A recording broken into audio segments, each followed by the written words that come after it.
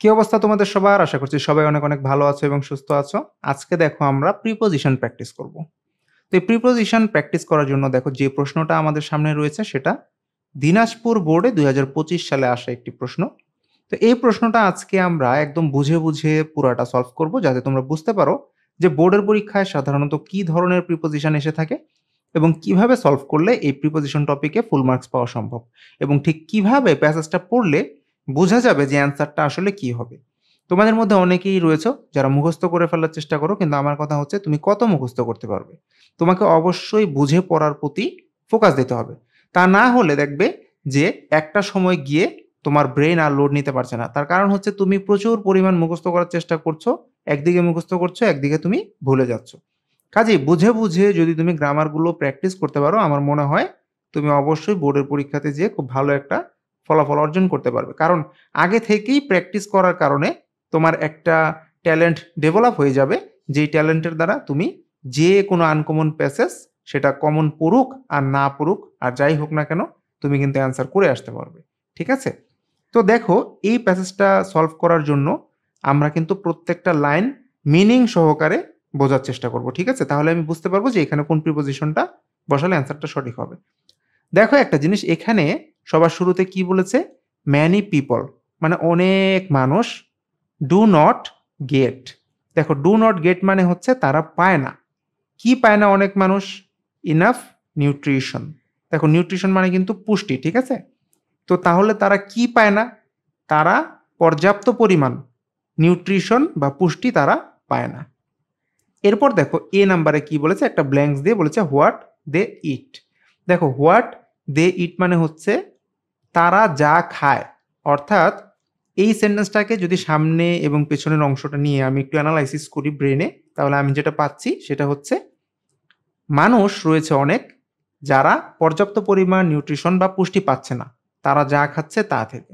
তার মানে হচ্ছে একটা জিনিস খেয়াল করো, আমার এই সেন্টেন্সের মধ্যে একটা জিনিসই মিসিং আছে, সেটা হচ্ছে থেকে।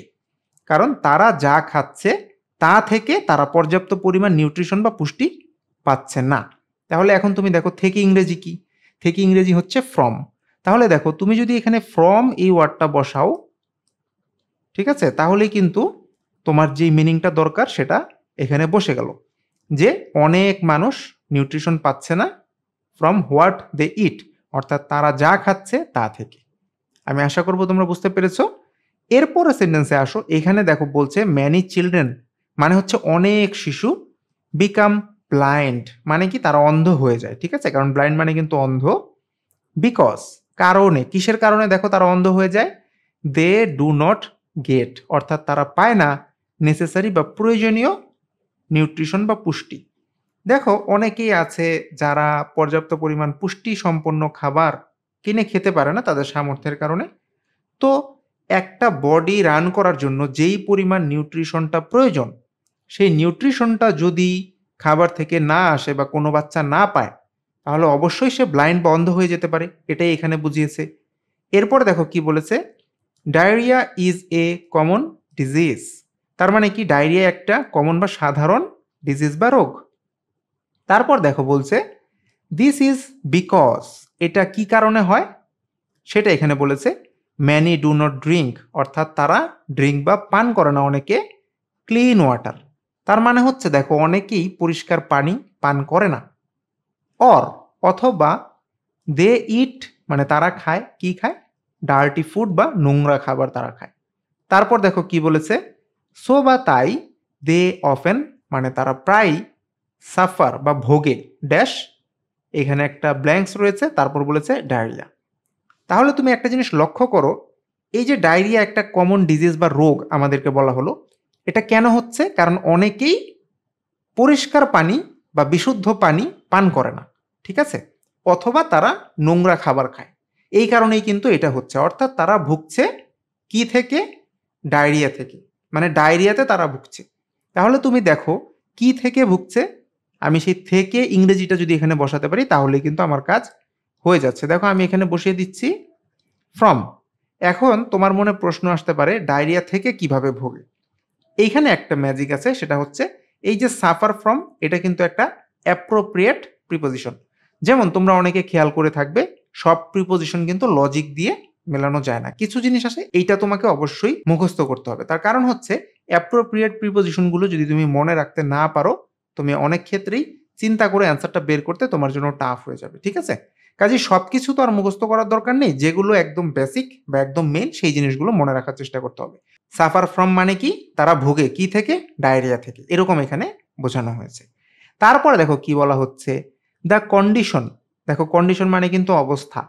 Dash our villages is serious. Our villages মানে আমাদের যে গ্রামগুলো রয়েছে সেগুলোর। আর কন্ডিশন মানে হচ্ছে তাহলে অবস্থা। তার মানে আমাদের যে গ্রামগুলো সেগুলোর অবস্থা ইজ ভেরি সিরিয়াস।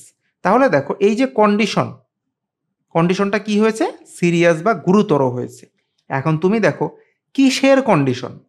এই কিসের দিয়ে প্রশ্ন করে যদি অ্যান্সারটা পাওয়া যায় তাহলে সেক্ষেত্রে কিন্তু আমরা অফ বসাতে পারি। ঠিক আছে? দেখো তুমি তোমার বোঝার সুবিধার্থে একটু খেয়াল করো। The condition of our villages. তাহলে কিসের কন্ডিশন বা অবস্থা? আমাদের গ্রামগুলোর কন্ডিশন বা অবস্থা। তো এই কিসের দিয়ে যেহেতু প্রশ্ন করে অ্যান্সার পেলাম এই কারণে কিন্তু আমি এখানে অফ বসিয়েছি। তো এইটা কিন্তু সহজে অফ হবে কিনা এটা জানার একটা খুব ভালো ট্রিক্স। তুমিও কিন্তু এটা অ্যাপ্লাই করে দেখতে পারো। এইবার আসো এরপরে কি বলেছে?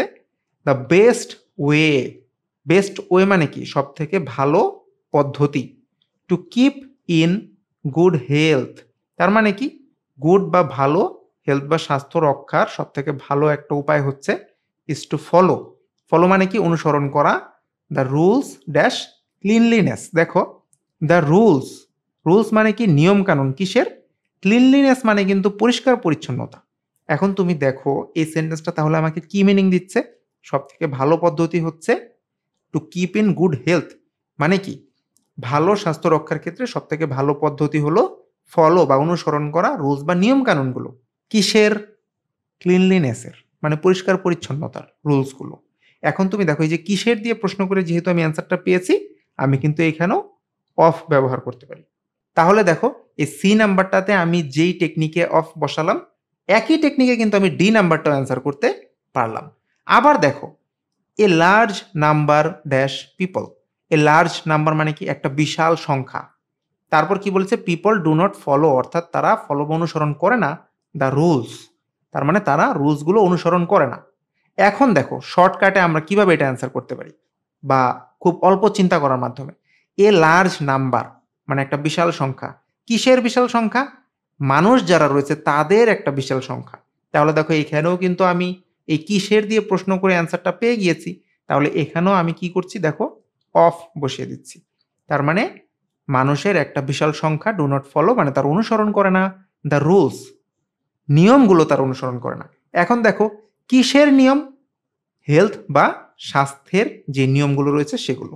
তাহলে দেখো এখানেও কিন্তু আমরা একটা কিসের দিয়ে প্রশ্ন করে অ্যান্সারটা পেয়ে গিয়েছি। তাহলে আমি কি করতে পারি? দেখো আমি এখানে অফ বসিয়ে দিতে পারি, দ্য রুলস অফ হেলথ।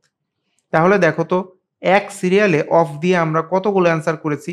সামনে একটু পড়ে দেখি, হয়তোবা আরও এই নিয়মের মধ্যে পড়ে যেতে পারে। এরপরে দেখো কি বলেছে? It is a great problem. তার মানে কি? এটা একটা বিশাল সমস্যা ড্যাশ আওয়ার কান্ট্রি। এখন দেখো এইটাও একটা মজার বিষয় যে এটা যে একটা বিশাল সমস্যা, গ্রেট প্রবলেম দিয়ে বোঝানো হচ্ছে বিশাল সমস্যা। কিসের বিশাল সমস্যা? আমাদের দেশের বিশাল সমস্যা। তাহলে এখানেও তুমি কি করতে পারছো? তুমি কিন্তু এইখানেও অফ বসাতে পারছো। ঠিক আছে? আবার যদি তুমি চাও, দেখো যেহেতু এখানে আওয়ার কান্ট্রি আছে, তো এখানে কিন্তু তুমি অফের পরিবর্তে যদি ইন বসাও সেটাও কিন্তু এখানে সঠিক হবে, যে ইন আওয়ার কান্ট্রি বা আমাদের দেশে বা দেশের, এই মিনিং এর ক্ষেত্রে। ঠিক আছে? তো প্রথমে তুমি শর্টকাটটা অ্যাপ্লাই করার চেষ্টা করো, তারপর যদি না হয় সেক্ষেত্রে হয়তো তুমি অন্য কিছু চিন্তা করতে পারো। তবে এখানে অফও হবে, ইনও হবে, মানে তুমি যেইটাই বসাও না কেন সেইটাই এখানে কারেক্ট হবে। এরপর দেখো কি বলেছে? এইচ নাম্বারে এখানে বলেছে so dash order to keep in sound health. ঠিক আছে? সাউন্ড হেলথ মানে হচ্ছে সুস্বাস্থ্য, কিপ ইন মানে রক্ষা করা। তার মানে দেখো সুস্বাস্থ্য রক্ষা করতে হলে কি করতে হবে? অল দ্য পিপল বা সকল মানুষকে মাস্ট বি স্ট্রিক্ট, অর্থাৎ তাদেরকে কি হতে হবে? স্ট্রিক্ট বা কঠোর হতে হবে। ঠিক আছে? এখন তুমি একটা জিনিস চিন্তা করো, এই যে এইচ নাম্বার, তাহলে এখানে আমরা কি অ্যান্সার বসালে সঠিক হবে? তুমি হয়তো জানো একটা কানেক্টরস রয়েছে বা একটা ফ্রেজ বা যাই বলি না কেন রয়েছে, সেটা হচ্ছে ইন অর্ডার টু। এটার অর্থ হচ্ছে উদ্দেশ্যে। ঠিক আছে? তাহলে তুমি দেখো আমি যদি মিনিংটা এভাবে সাজাই যে ভালো একটা স্বাস্থ্য বা সাউন্ড হেলথ রক্ষা করার উদ্দেশ্যে বা রক্ষা করার জন্য, তো সেই ক্ষেত্রে কিন্তু আমি এখানে যদি ইন বসাই দেখো, তাহলে কিন্তু আমার কাজটা হয়ে যাচ্ছে যে ইন অর্ডার টু বা উদ্দেশ্যে। ঠিক আছে? এটা একটু তোমাকে আগে থেকে খেয়াল রাখতে হবে। তবে তুমি যদি রেগুলার ইংলিশ পড়ে থাকো, মানে ফার্স্ট পার্ট বই বা সেকেন্ড পার্টের গ্রামারগুলো যদি তুমি চর্চা করে থাকো, তাহলে অবশ্যই এটা তোমার জানা আছে বলেই আমি মনে করছি। তাহলে দেখো এই এইচ নাম্বারটা কিন্তু শেষ হলো ইন বসানোর মাধ্যমে। যে সুস্বাস্থ্য রক্ষা করতে হলে সকল মানুষকে মাস্ট বি স্ট্রিক্ট বা কঠিন বা কঠোর হতে হবে। তারপর একটা ব্ল্যাঙ্কস রয়েছে ড্যাশ দ্য রুলস। এখন দেখো তাদেরকে যে কঠোর হতে হবে, রুলস বা নিয়ম, আমরা যদি বাংলাতে এভাবে চিন্তা করি যে তাদেরকে কঠোর হতে হবে রুলস বা নিয়ম সম্পর্কে, তাহলে কিন্তু হয়ে যাচ্ছে। এখন তুমি দেখো সম্পর্কে এটার ইংরেজি কি? এটার ইংরেজি হচ্ছে অ্যাবাউট। দেখো আমি যদি এখানে অ্যাবাউট বসাই যে তাদেরকে স্ট্রিক্ট হতে হবে অ্যাবাউট দ্য রুলস, মানে নিয়ম সম্পর্কে। ঠিক আছে? এখন দেখো কিসের নিয়ম সম্পর্কে? স্বাস্থ্যের নিয়ম সম্পর্কে। তাহলে দেখো এখানেও কিন্তু আমরা আমাদের আগের যে একটা ট্রিক্স আছে শর্ট, সেইটা অ্যাপ্লাই করে কিন্তু অ্যান্সার বের করে ফেলতে পারছি। তো কিসের দিয়ে প্রশ্ন করে যেহেতু আমরা অ্যান্সারটা বের করতে পেরেছি, সো আমরা কিন্তু এখানে অফ বসাতে পারি। তবে হ্যাঁ, অফের কিন্তু অনেকগুলো রুলস রয়েছে, সেগুলো পড়াতে গেলে বেশ খানিকটা সময়ের প্রয়োজন। তো আমি আশা করব তোমরা শুধুমাত্র আমার এই শর্ট টেকনিকটা অ্যাপ্লাই করার চেষ্টা করবে না, বরং সেগুলো বই থেকেও পড়ে দেখবে যে কোথায় কোথায় অফ হয়। এখানে আমি কিন্তু শর্টকাট ট্রিক্স নিয়ে আলোচনা করেছি। ঠিক আছে? এই ট্রিক্সটা তুমি আবার একদম 100% ক্ষেত্রে কিন্তু অ্যাপ্লাই করতে পারবা না। হ্যাঁ, হয়তোবা দেখা গেছে কি তোমার জন্য সহজ হবে যদি তুমি আমার এই ট্রিক্সটা অ্যাপ্লাই করো, কারণ বেশিরভাগ ক্ষেত্রেই এই ট্রিক্সের মাধ্যমে কাজ হয়ে যাবে। তাহলে এখন তুমি দেখো কতটা সহজে বুঝে বুঝে কিন্তু আমরা এই প্যাসেজটা সলভ করে ফেললাম। এইভাবে যদি তুমি বুঝে বুঝে বাসায় প্র্যাকটিস করতে পারো, আমার মনে হয় তুমি বোর্ড পরীক্ষার জন্য খুব স্ট্রং একটা প্রিপারেশন নিতে পারবে। এই কারণেই আমি তোমাদেরকে বারবার বলি যে তুমি রুলস পড়ো ঠিক আছে, বাট প্রত্যেক দিন তুমি প্রশ্ন প্র্যাকটিস বা চর্চা করো। কারণ যে যত প্র্যাকটিস বা চর্চা করবে তার কনফিডেন্স লেভেলটাও ততটাই বেড়ে যাবে। তো ভিডিওটা যদি তোমার কাছে ভালো লেগে থাকে তাহলে অবশ্যই করো লাইক, কমেন্ট এবং শেয়ার। আর যদি তুমি আমার এই চ্যানেলটিতে নতুন হয়ে থাকো তাহলে অবশ্যই চ্যানেলটিকে করো সাবস্ক্রাইব। তাহলে কথা হবে নতুন কোনো ভিডিওতে। ততক্ষণ পর্যন্ত সবাই ভালো থাকো, সুস্থ থাকো।